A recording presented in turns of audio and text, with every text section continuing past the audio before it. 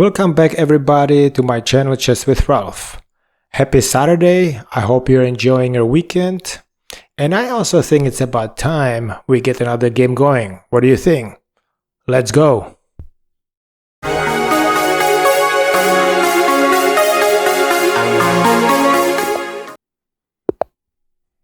Okay, we have received an opponent from Switzerland. They play the same move like I did in the previous game. d4. We counter with d5. Let's see if they play the same line. How they do. Okay, that's funny. So in the previous video I said, do not take this pawn. Or if you do, just ignore it. So how about we play it by doing that? We could also defend.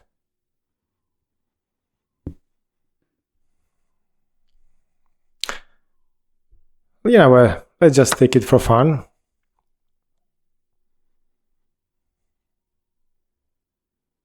Because we mentioned it in the previous video. So they're taking the center, which gives them already, I would say, a little advantage. On the next move, they will just take me. We are not going to bother to defend. We could go after the center this way, or this way.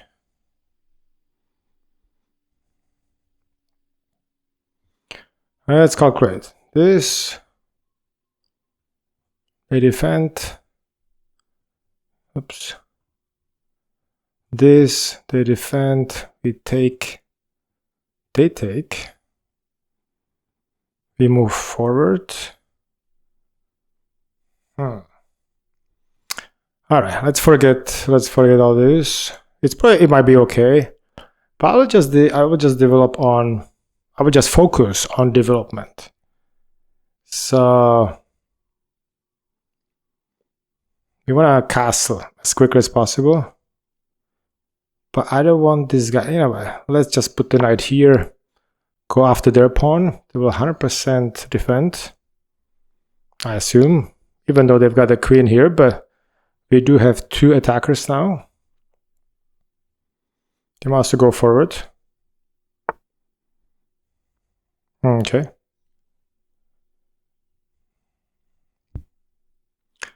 We could go here now, but they do have two attackers. All right. Let's just develop. On the next move, we can always give them a check. Or we can develop our knight. Now they took the pawn, which is fine. Our bishop is stuck here because of this pawn now. But that's the problem with Queen's Gambit. When you start developing, you can always open it up on the other side later on. But for now, we'll just keep. Okay, if I go here, then I go here, take. Not the best idea, probably. Could also just be solid. Actually, no, this will block the bishop. We don't want to do that. So let's just develop this knight. So this will be the best spot. They go down here, I can go forward. All right, let's just go here. They might pin me. We just counter, probably.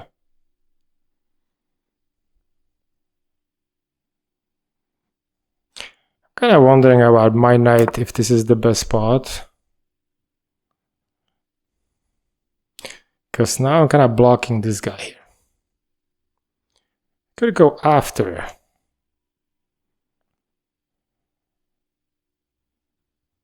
They give me a check. I develop. Okay, if I go here, let's see. Is anything hanging? This guy is hanging. I could take it.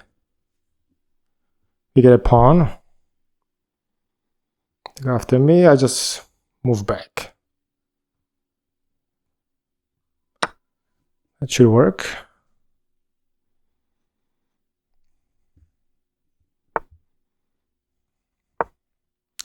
Alright, we just did what we said we would. They're pinning me. I'll just unpin. And next we're gonna castle.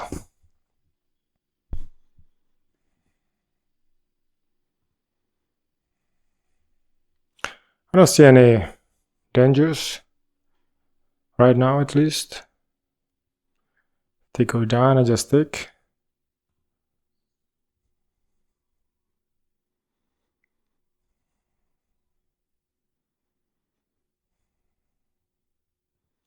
This pawn is an isolated pawn. It doesn't have any pawns behind on each side. So it might actually become a target over time. Maybe.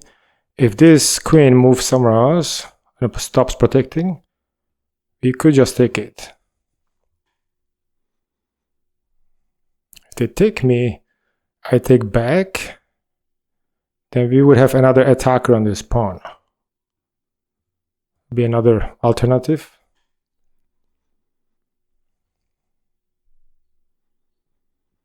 But let's see what they do first. Okay. Alright, so they've got 2 defenders. We do have 1, 2, 3 defenders. So that looks to me like a free gift. Okay, this one is pinned a little bit. Alright, let's take here. They take me, I take back. They take me, I take back.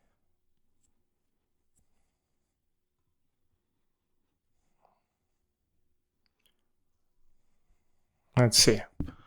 Let's think about it. We can take here or here. I think this is probably safer. They take back. We take.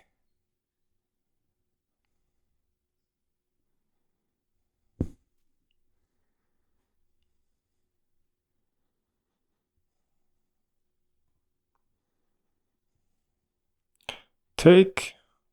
Take.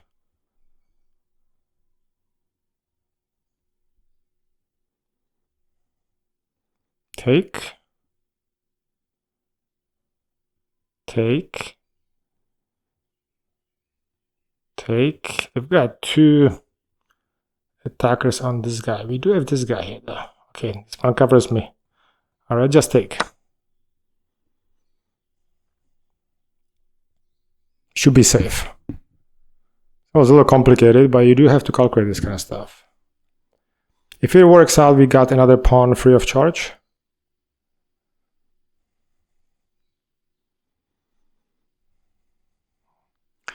If they take, I think I will just take here.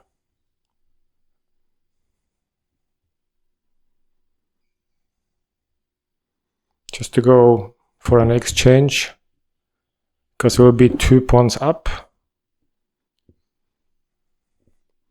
Yeah, now I'm glad this knight is here protecting this bishop, because we did open this way here. And if they take me now, I'll just take back here. Alright, so we talked about this before. We'll take now here.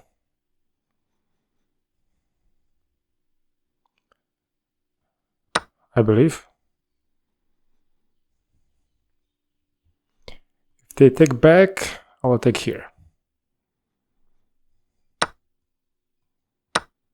And everything is covered. There's 2 defenders. Actually 3 defenders. We've got 2 knights here.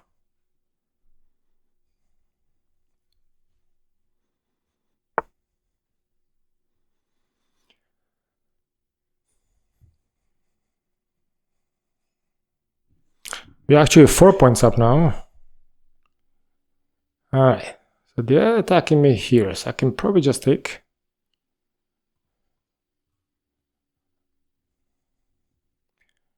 And then cover up.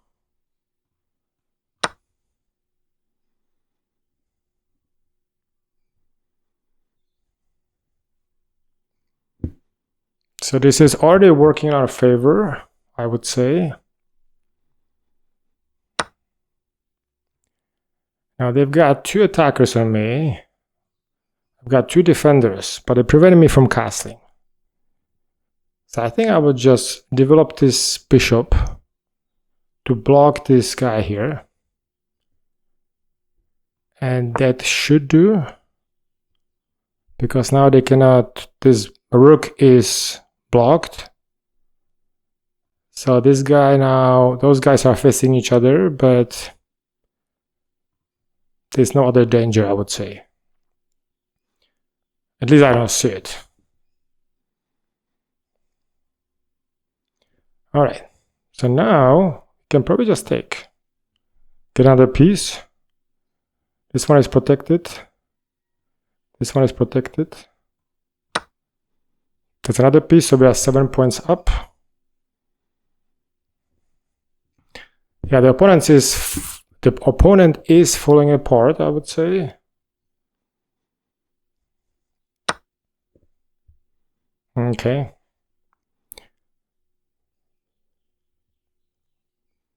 I'll just take. They take. No big deal. They will give me check.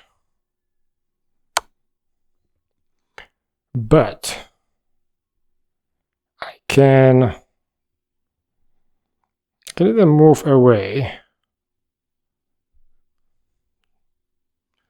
They'll bring their other rook.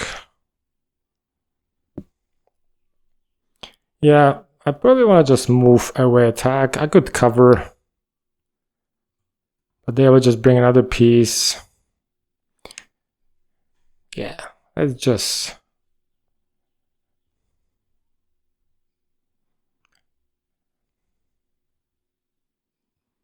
Let's just run.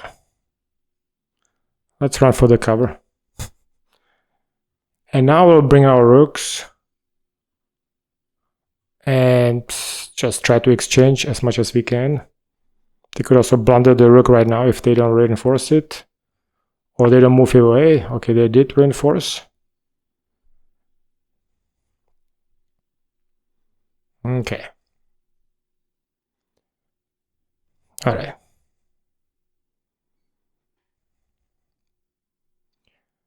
So I cannot exchange now because they've got 2 attackers here. I'm kind of thinking about blocking there.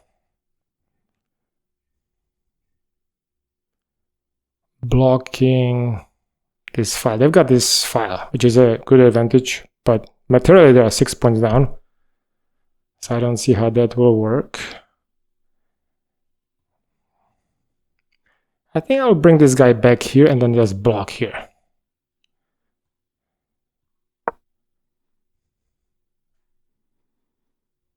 And once I shove this close, I can take.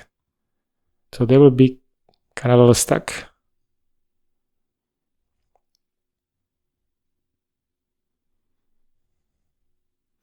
But let's see what the opponent does. You have to watch out for any type of blunder.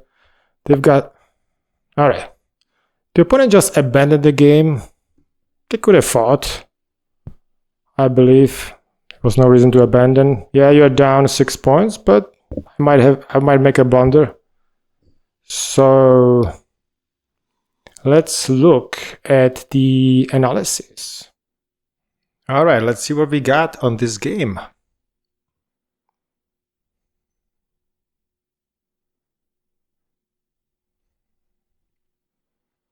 All right, we got 83.3. So there was something going a little wrong temporarily, looks like. All right. Right, let's review. I'm curious now. I suspect the exchange in the center. I felt like there was something a little off. So let's see what we had there. All right, let me use the keyboard for the moves. Always easier. All right, so this is fine. This is all fine. See, the white has got already advantage. 1.4 actually. So I was supposed to develop my bishop, get it out. Whereas just blocking it. Now it's in. I had the same problem in the previous game before, one of those games. And I feel like once you move it out, this pawn is vulnerable. But now that our pawn is here, the queen has no way to come here. So normally when this is all open here, the queen usually, or not usually, but it can happen that it comes out here and goes after the pawn, because this pawn is suddenly unprotected when you move the bishop out. And yeah, I have to kind of look at it in the next games and analyze this better and make the correct move, because this seems to be a pattern of behavior. So second time I'm doing this. Anyway, so we close the bishop. We sink into disadvantage right away. Opponent took, which was fine. We developed a knight. This is all fine. Okay, so they castled, which made it equal. I guess the computer wanted them to push forward and attack. Maybe here. Anyway, so we took the free pawn. Yeah, they had unprotected pawns, so they were supposed to, instead of castling, just protect the pawn from my attack here.